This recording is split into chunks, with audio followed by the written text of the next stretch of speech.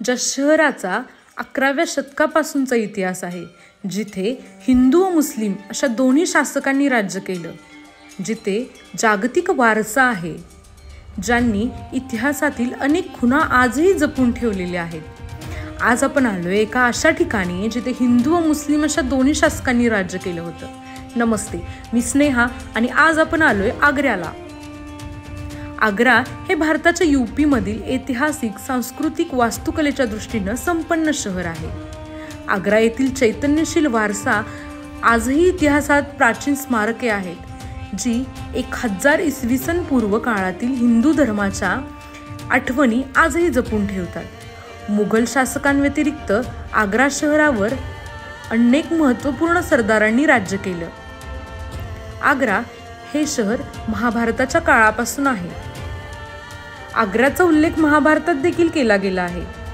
इसवी सन 1506 साली लोधी सुलतान सिकंदर लोधीने आपली राजधानी दिल्लीहून आग्र्याला हलवली.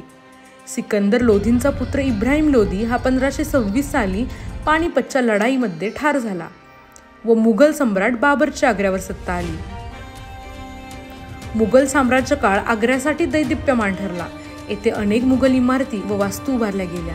बाबरनंतर हुमायून, अकबर, जहांगीर, शहाजहान या मुघल सम्राटांच्या कारकिर्दीत आग्रा हे साम्राज्याचे राजधानीचे शहर राहिले. अकबरने आग्र्यामध्ये लाल किल्ला व आग्र्याबाहेर फतेहपूर सिक्री या वास्तू बांधल्या. शहाजहानने आपली दिवंगत पत्नी मुमताज महल हिच्या स्मरणार्थ मोठे स्मारक उभारण्याचे ठरवले व यमुनेच्या काठावर 1653 साली ताजमहाल बांधून पूर्ण केला. 1689 साली शहाजहानने राजधानी शहाजनाबाद म्हणजे जुनी दिल्ली येथे हलवली. शहाजहानचा मुलगा औरंगजेब याने आपल्या बापालाच कैदेत टाकून सत्ता बळकवली व मुघल साम्राज्याची राजधानी पुन्हा आग्र्याला आणली.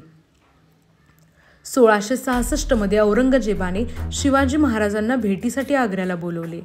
12 मे 1666 रोजी औरंगजेबाच्या दरबारात त्यांच्या कनिष्ठ सरदारांच्या मागे उभा केल्यामुळे महाराज खवळले व त्यांनी दरबार सोडण्याचा निर्णय घेतला.